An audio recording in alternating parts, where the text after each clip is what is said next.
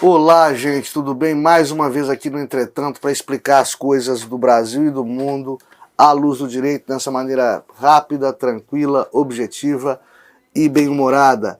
Vamos falar de Bolsonaro e o caso Covaxin. Estão querendo o impeachment dele, estão falando de crime, será que é verdade? O STF, os filhos do homem, os filhos do Bolsonaro, o que está acontecendo? O juiz que deu 48 horas para a CBF explicar por que não tem jogador nenhum da seleção brasileira com o número 24 na camisa. E os crimes de violência psicológica contra a mulher. Vamos falar disso tudo no programa Entretanto. Eu aguardo vocês lá. Eu não me ajoelho com politicamente correto, não, porra. O juiz não tem que entrar em pilha de mídia, tem que atuar fazendo justiça.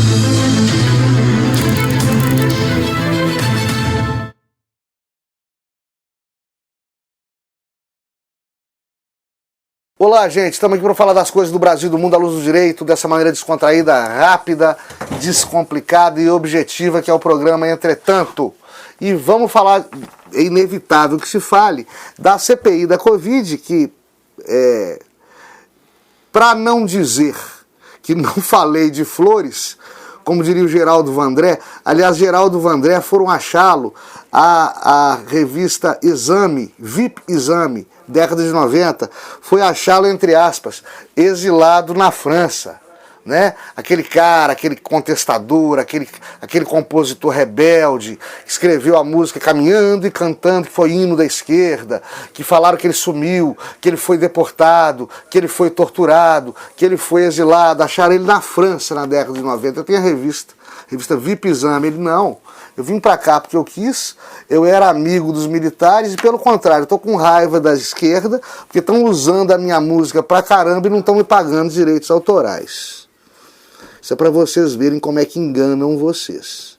Eu tenho a revista VIP Exame, tá bom? Tá à disposição. Dá uma olhadinha, dá um Google que vocês descobrem essa revista aí. Bom, falar em engano, para não dizer que estavam gastando dinheiro público à toa, estão querendo enfiar mais um problema para a cabeça do nosso presidente da República. Estão acusando Jair Bolsonaro de prevaricação, porque ele ouviu dizer de superfaturamento, de compra suspeita de vacina e nada fez. E por isso, por não realizar uma conduta que a lei lhe impunha, né, por deixar de cumprir o seu dever como presidente da República, ele teria cometido o crime de prevaricação.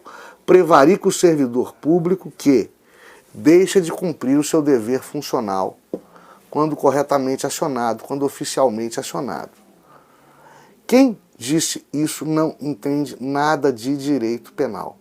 Aliás, eu estou assombrado com o fato do PGR em exercício, que não é o Augusto Aras. Se fosse, não teria, lamentavelmente, solicitado a abertura de inquérito policial para apurar um crime impossível, um crime inexistente. Esperaram a licença do Augusto Aras para isso aí, é claro, porque é uma besteira. E qualquer pessoa que entenda rudimentos do direito penal vai se lembrar que tem um artigo no Código Penal, artigo 17, que trata do crime impossível.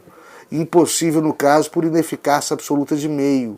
Não se teria como comprar vacinas superfaturadas, não se teria como se comprar vacinas de origem suspeitas sem passar pelos órgãos controladores, sem passar pelos mecanismos de controle de contas de ordenação de despesas do Palácio do Planalto. Tanto não tinha condição disso acontecer, que não aconteceu. E, dentre outros fatores, porque chegou ao conhecimento de servidores públicos ligados ao Ministério da Saúde, um deles irmão de um deputado, e esse deputado e o irmão confidenciaram isso ao nosso presidente da República, que disse que aquilo era um absurdo. Agora, o que Bolsonaro poderia fazer? Ele soube pelas vias oficiais? Não. Ele foi acionado oficialmente? Não. Ele é Ministério Público? Não. Ele é polícia? Também não. Ele não tinha dever algum de ação ali. Ele soube de uma tentativa frustrada de algum mequetrefe de fazer compra nas coxas de vacina superfaturada e que não seria entregue em prazo hábil, de um laboratório suspeito através de um intermediário suspeito. Ô, gente, ninguém cai nisso não, isso é marca de batom na cueca. Dizer que Bolsonaro deveria ter agido nestas circunstâncias é uma arrematada besteira, uma arrematada gafe. Ele não tinha poder policial. E aí vem uma outra diferença que muito poucas pessoas fora do mundo do direito sabem retratar. A diferença entre poder de polícia e poder policial. Poder de polícia todo servidor público tem, que é aquele poder para disciplinar, para colocar ordem em uma determinada situação sob o seu controle. Uma determinada situação de ofício, que a gente chama, né? O poder de polícia para, por exemplo, organizar uma fila, poder de polícia para multar, poder de polícia para determinar que determinada pessoa se retire do recinto quando ela esteja sendo inconveniente, etc, etc. Esse é o poder de polícia que todo servidor público tem no exercício de sua função, inerente ao exercício do seu cargo ou ofício. Poder policial é outra coisa. Poder policial é só polícia que tem.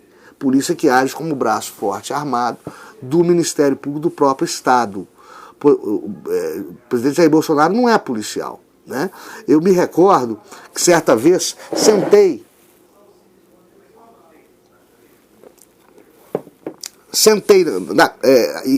a uma mesa na calçada de um bar e restaurante da minha comarca e estou ali tomando um aperitivo e comendo um lanche. Passou um motociclista, o bar estava cheio, o restaurante estava cheio, passou um motociclista pela rua empinando a moto em alta velocidade.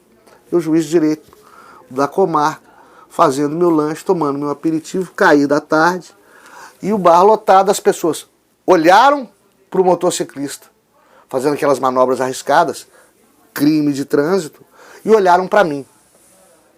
Tipo assim, o senhor não faz nada? O senhor é o juiz da comarca? O cara está empinando moto na frente do senhor. Poderia até fazer como todo cidadão poderia. Diz o artigo 301 do Código de Processo Penal que todas as pessoas podem, atenção para o verbo, podem prender em flagrante. No entanto, só a polícia, seja ela civil, militar, rodoviária, federal, só a polícia tem que prender. Tem que agir, tem o dever policial de agir com sua força policial, com seu poder policial, para conter o crime em chamas, o crime em flagrante. Todos nós outros, cidadãos normais, podemos, se quisermos, prender em caso de flagrante delito. Não estamos obrigados a isso. E juiz tem poder de polícia dentro das suas atribuições, na sala de audiência, no ambiente forense, no tribunal do júri, durante a apuração de eleições, por exemplo. Mas não tem poder policial. Poder policial é só polícia que tem. Bolsonaro também não tem poder policial, que não pode se confundir com poder de polícia. E, portanto, Bolsonaro não tinha obrigação de fazer nada, muito menos quando não chega oficialmente para ele. E esse delito, suposto delito que se desenhava, é o que a gente chama de tentativa inidônea, tentativa impunível, porque se embasava em crime impossível, crime que jamais poderia vir a ser cometido. Imaginem um ladrão dentro do supermercado tentando furtar uma peça de picanha, quando ele está sendo filmado o tempo todo, vigiado o tempo todo, e já tem um fiscal no caixa, na saída do supermercado, esperando por ele. Ou seja, ele jamais iria conseguir furtar aquele pedaço de carne. Crime impossível. Artigo 17. Tentativa inidônea. Tentativa impunível. É só estudar um pouquinho de direito penal que esse pessoal da CPI da Covid precisa fazer urgentemente, tá bom? Eu fico me perguntando aqui se a gente está falando para as paredes igual na música sertaneja, ou se a humanidade inteira está míope, ou pelo menos a humanidade do lado de baixo do Equador, a humanidade tupiniquim brasileira, o povo brasileiro está míope para certas verdades escrachadas que estão sendo esfregadas nos nossos narizes. A implicância do Poder Judiciário com o atual dignatário máximo da nação é uma coisa que eu nunca vi na minha vida. Magistrado da nossa mais alta corte de justiça, o ministro Celso de Mello, praticamente se oferecendo para o PGR, Augusto Aras, para apreender o celular do presidente. Isso nunca aconteceu. E assim, a gente não pede para o Ministério Público nos pedir algo, nós juízes. A gente tem que ser provocado, a gente não toma iniciativa. Esse ativismo judicial acabou com a Operação Lava Jato, conforme decisão do próprio STF, e nos mostra o caminho perigoso, que é o caminho do judicialmente correto, não é nem do juridicamente correto, do judicialmente correto. É a justiça ideologizada, são os tribunais ideologizados. Isso é um caminho perigoso porque tira da justiça toda a imparcialidade. E uma justiça parcial é igual a nenhuma justiça. Eu me recordo também, vocês se lembram disso, do presidente da República, do governo federal, através da Advocacia Geral da União, entrando com medidas no STF, tentando obstaculizar deliberações de distanciamento social que retiraram o povo das ruas, impediram cidadãos de trabalhar e decretaram toque de recolher em inúmeras cidades brasileiras, por conta de uma decisão também estapafúrdia, que entregou aos municípios a competência para regulamentar o combate à pandemia da Covid-19. Isso é dar bomba atômica para escoteiro. Isso é dar bomba atômica para escoteiro. Mas, enfim, eu me recordo do Bolsonaro questionando no STF a legalidade ou não dessas medidas, por parte de 3 estados ou 3 municípios, 3 capitais, uma delas Salvador. Marco Aurélio foi sorteado relator, numa decisão liminar, não analisou o pedido de tutela de urgência, não deu prosseguimento à ação, ainda esculhambou juridicamente com aquele seu fraseado empolado de excelente vernáculo e excelente juridiquês, mas que muito pouca gente das ruas entende. O ministro Marco Aurélio negou seguimento à ação, não tomou conhecimento dos fundamentos jurídicos do pedido do Bolsonaro. Ele queria discutir se aquilo ali era legítimo. Por que a ação contra o governo federal vai aos pináculos da glória e dos holofotes escancarados da mídia e vai até o último furo, até a última instância, até o último gorgolejo da opinião pública? Todos os juristas se debruçam sobre laudas e laudas e mais laudas de processo eletrônico, de ações contra o governo federal. Essa CPI da Covid aí, que gera tanto burburinho dentro e fora das Cortes de Justiça do Brasil, e quando é o presidente que aciona contra outros entes federados, quando é o presidente que procura o STF, fecham-lhe a porta à cara. Ninguém mais está vendo isto, meu Deus. É crime pedir o fechamento do Congresso Nacional. É crime previsto na Lei de Segurança Nacional. É crime falar mal de ministro do Supremo. Crime previsto na Lei de Segurança Nacional. Chamar Bolsonaro de genocida. Tá de bom, né? 2 pesos e 2 medidas, e ninguém vê isso. Quer dizer, o único cara que pode ser xingado impunemente na República Brasileira é o presidente da República. E eu não estou falando isso porque eu sou conservador, porque eu sou de direita, porque eu sou de esquerda, porque eu sou de centro. Eu estou falando isso porque isso é um crime contra a governabilidade de uma nação. E vão querer mexer com impeachment. De novo. Coisa de república de banana, instabilidade política. É por isso que gringo tá fugindo daqui. Porque ninguém aguenta um país que qualquer coisa apeia um presidente do poder. Impeachment não é igual comprar camisa, não. Impeachment não é igual comprar alface na feira, não. Impeachment é coisa séria. Impeachment é coisa séria. É péssimo para a imagem do país. É péssimo para a economia brasileira. É um retrocesso. Cada impeachment é um retrocesso de 10 anos na nossa história política. Fizeram besteira com Fernando Collor de Mello por causa de um carro, um Fiat Elba, que até saiu de circulação depois do caso Fernando Collor. Com a Dilma, que foi um desastre para a nossa economia, também fizeram besteira. Ela não cometeu crime de responsabilidade nem aqui nem na China. Ela era incompetente demais até para cometer crime. E agora com Bolsonaro, crime impossível, ele não tinha dever de ofício. Não tem por que querer fazer politicagem em cima do Código Penal, em cima da morte das pessoas, em cima da pandemia, como estão querendo muitos maus políticos, e se valendo de um STF, de um poder judiciário, com 2 pesos e 2 medidas.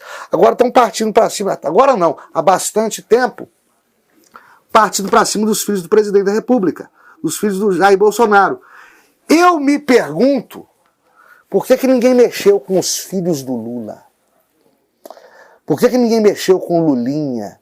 Por que Lulinha não teve alarde quando ele pulou de gerente do zoológico de São Paulo, capital, para um dos empresários mais vertiginosamente bem-sucedidos desse país?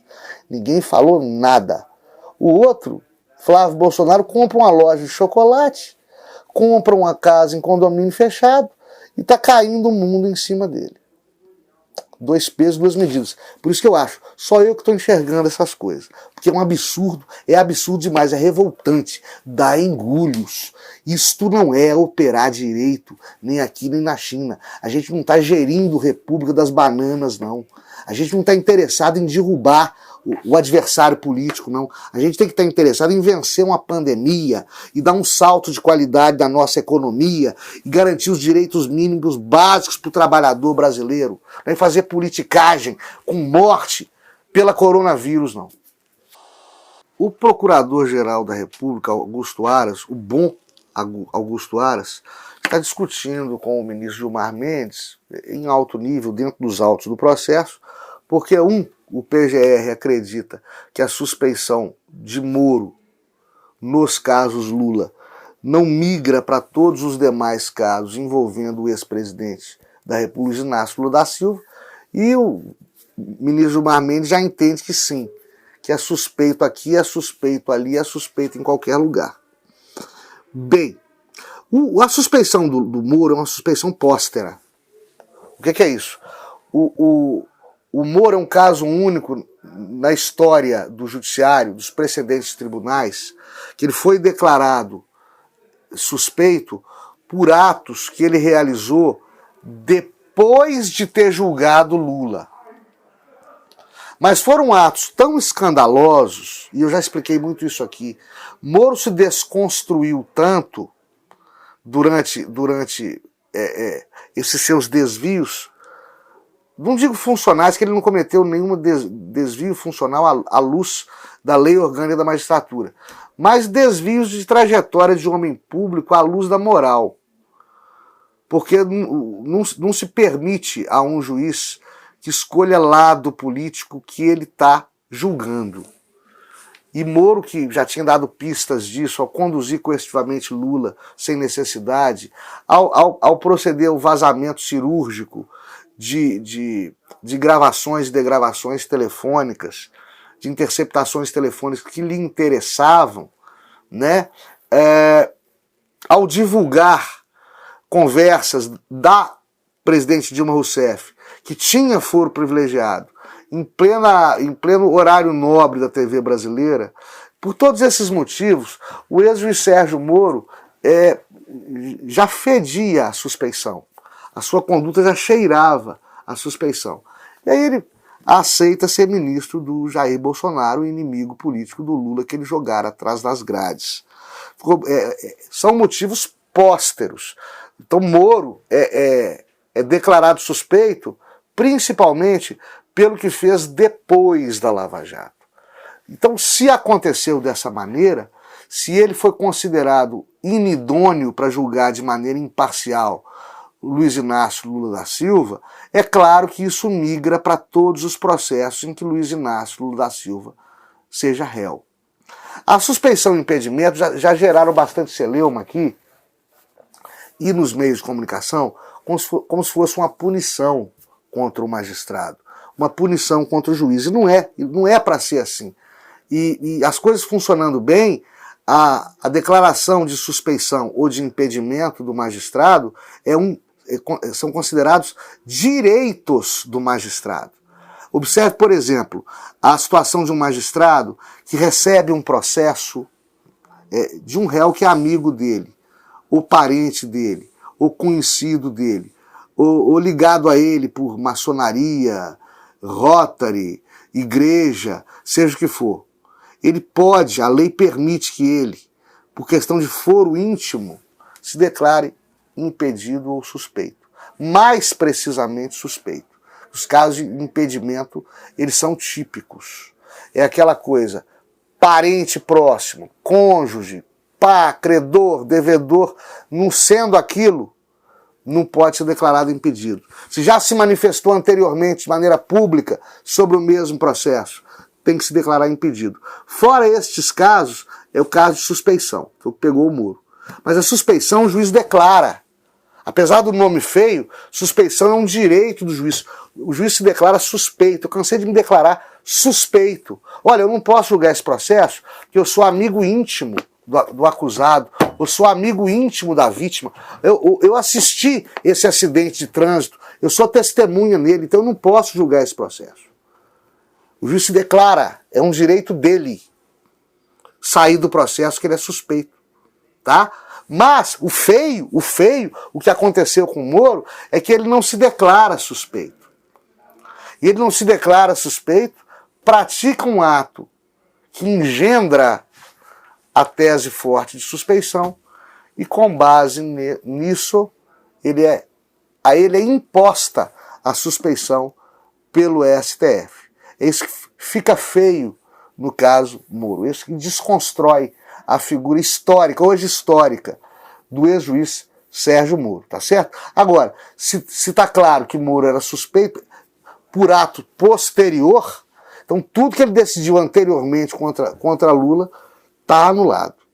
Aí, que me desculpe, PGR, não acho que Lula seja santo, mas acho que ele teve enorme sorte de ser julgado, de ser processado, de ser denunciado por operadores do direito mais interessados em fazer política e em aparecer, e que se esqueceram das regras do processo, a revelia da seriedade daquele processo penal, importantíssimo para a governabilidade desse país já tão alquebrado nos vieses da normalidade de uma república que cada vez mais nos parece trôpega e atropelada por interesses políticos, vez ou outra, bastante suspeitos. Crime de violência psicológica contra a mulher vira projeto de lei no Senado. Vão acabar com o casamento. Vai ficar impossível ficar casado. A primeira TPM feminina que o marido ficar um pouquinho mais nervoso vai dar ocorrência policial. Quem avisa, amigo, lido com a lei Maria da Penha desde 2006. Eu vejo exagero, não é só do intérprete da lei, não é só do texto legal, não. É também das partes, que ouve o galo cantar não sabe aonde, vem na mídia, dizendo a violência psicológica, agora eu posso chamar a polícia para o meu marido. E às vezes um probleminha desse tamanho que resolvia com bate-papo, acaba na delegacia de polícia. E aí acontecem danos irreversíveis. E não nos esqueçamos que muitas vezes tem criança ali assistindo. Você querendo proteger mulher, proteger a mulher da violência de gênero é muito bom. Mas nós não podemos nos esquecer que violência de gênero contra a mulher, e eu explicava isso muito em audiência, expliquei isso certa vez para uma advogada aos berros, ela estava aos berros em audiência, porque ela queria uma resposta forte do Poder Judiciário, e o Poder Judiciário não estava dando a resposta forte que a proteção da cliente dela exigia. Eu falei, doutora, a cliente da senhora precisa de resposta forte de proteção quando ela não seja capaz de se proteger a si própria sem esforço heróico, sem risco para si própria, para a sua integridade física ou mental. Ou seja, se a mulher consegue se defender sem nenhum esforço heróico, se ela consegue se defender de igual para igual com o marido, o companheiro, o namorado, o ex-namorado, o ex-marido agressor, se ela consegue discutir no mesmo nível com seu pretenso agressor, eu não estou diante de um caso de violência doméstica. Eu estou diante de um caso de desentendimento doméstico. A violência doméstica só acontece diante de uma vítima indefesa, que não consegue se defender. Seja essa violência física, intelectual ou psíquica. Aí nós precisamos do Estado. Aí está certo em reclamar que o Poder Judiciário, que deveria atuar, não atuou. Mas, diante de uma briga conjugal, em que são trocadas palavras duras, isso muitas vezes chega muito ao Poder Judiciário antes da promulgação dessa lei, da violência psicológica. Depois da promulgação dessa lei, não sei onde é que vai parar, não. Vai entulhar o Poder Judiciário, vai prejudicar casamentos, uniões estáveis no Brasil inteiro e vai prejudicar a mulher. A mulher vai ter uma dificuldade muito grande para manter a sua paz doméstica. Porque tem certas coisas que você resolve em casa. Eu não estou falando de marido bruto, marido agressor, marido violentador, seja físico, seja psicologicamente, não. Eu estou falando de marido. Nós homens somos diferentes. Nós não somos príncipes encantados o tempo inteiro, não. Rola palavra dura. Rola, vez ou outra, alguma crítica mais contundente. Se isso virar violência psicológica, todo casamento vai acabar em delegacia. A intenção é boa, mas intenção boa o inferno anda cheio. Eu vou lembrar aqui da Camille Paglia, um ícone do feminismo, né? Uma lésbica assumida, dirigente do movimento LGBT, dirigente que defrauda a bandeira arco-íris, dirigente lésbica, que diz, as feministas estão ficando malucas. Elas estão querendo que homens, Camille Paglia, elas estão querendo que homens parem de agir como homens. Isso é impossível. Isso não vai acontecer nunca. Vai só aumentar o abismo entre os gêneros. E para lembrar do brasileiríssimo Luiz Felipe Pondé, se os homens forem tudo aquilo que as mulheres querem, idealizam modernamente e pensam que seria bom que fossem, se os homens fossem o que as mulheres de hoje querem que sejam, elas se cansariam deles antes da página 3. Antes da página 3. Porque homem é homem, mulher é mulher. E LGBT é LGBT. E todo mundo na sua, e todo mundo tem que ser respeitado.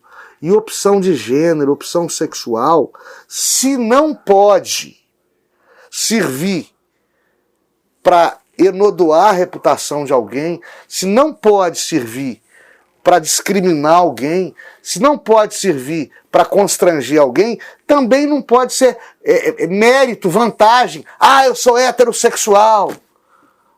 Ah, o governador do Rio Grande do Sul é homossexual. Parabéns para ele. Gente, opção sexual não é mérito, é fisiologia. Vamos parar com isso. Vamos prestar atenção, vamos nos importar com aquilo que realmente importa. Tá bom? Até a próxima, fiquem todos com Deus.